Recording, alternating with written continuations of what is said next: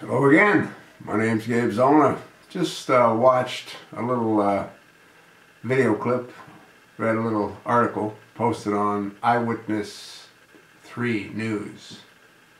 I'm going to attach the link. You're not going to have to look for it. The title of this is Coroner Walter Scott died from gunshot wounds to the back. Wounds again in plural. The gun that Officer Michael Slager is reported to have used is a Glock 21, which is a .45 caliber. I've posted previous videos and I talked about the destructive power of a .45 caliber. And it'd be interesting to see how many times the suspect, Walter Scott, was hit by Michael Slager's .45. The reason that I say that is that if you go Google big game animals, I'm talking about 2,000-pound animals getting hit by a bullet, watch how they drop, like the earth was ripped out from underneath them. That's pretty much how Walter Scott would have responded, reacted, if in fact he was hit multiple times with a .45 caliber bullet. The amount of energy that the bullet creates is pretty dramatic. In either case, there's a whole lot of questions that need to be looked at. Let's start off with the cam video recorder. There's no timestamp that we see. There's no date that we see. I'd be surprised if there's a single camcorder used in the police car that doesn't have that. The date and the time of the recording. There isn't one in what we see. We also see Walter Scott bursting out of the front seat of the car, running. And we know that the officer Michael Slager is a fair distance away from where Walter Scott first started to flee. We assume that Walter Scott was caught by Michael Slager. He would have had to have been for them to be in close proximity, close enough for Walter Scott to have tried to grab the taser that Michael Slager said Walter Scott grabbed. We then see the officer shooting a fleeing Walter Scott. And as I stated in previous videos, there's no muzzle lift indicated in what I can see. What you see is you see the gun being moved straight back into the officer. It doesn't flip up, which is what a .45 would in fact do. Again, the term is muzzle flip. You don't see that. That tells me that the gun is firing blanks, which don't have a lot of kinetic energy. The next thing that we see is once the suspect, Walter Scott, is down, we see Officer Michael Slager calmly walking towards him. And that's not a natural reaction for anyone to do.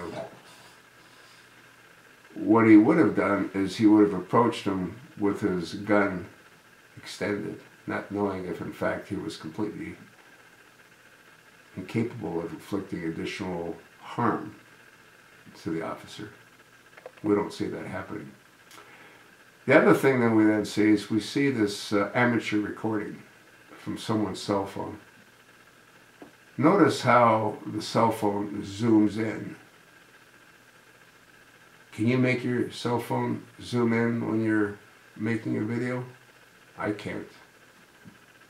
But then again, it is possible. I don't believe that cell phones can be made to zoom in when they're being videoed. The other thing you have to ask yourself is, what about the passenger that was reported to have been in Walter Scott's vehicle?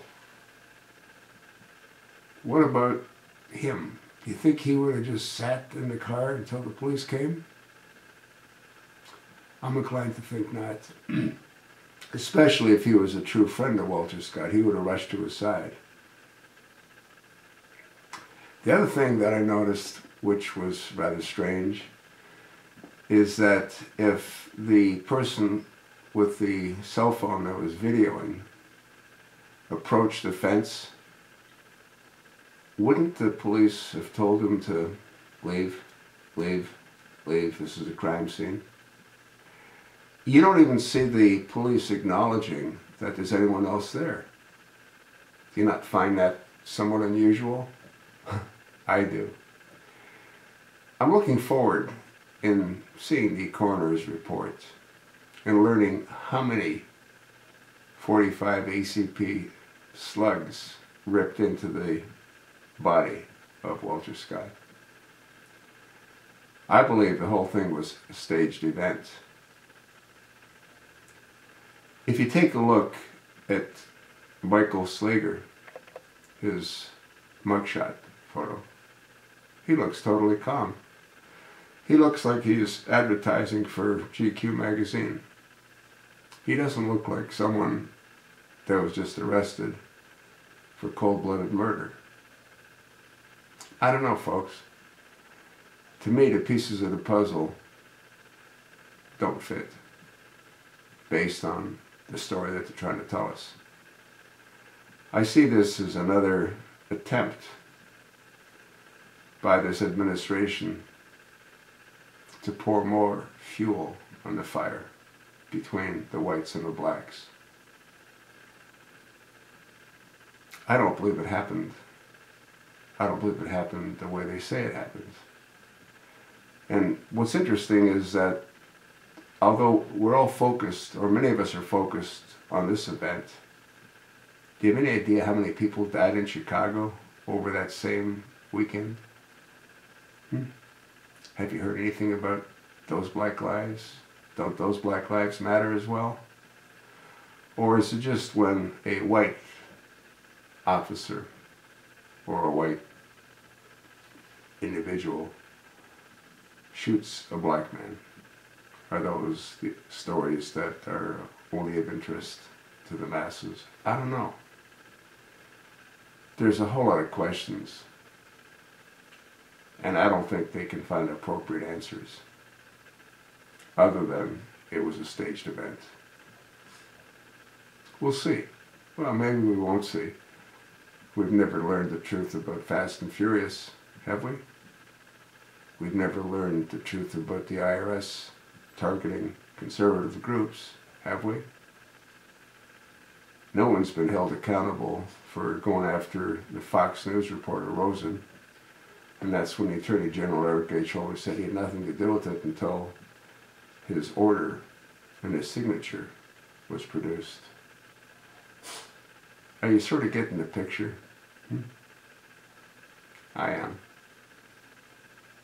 And fortunately, many of my viewers are as well. I told you what I think. Look at the facts. Let me know what you think.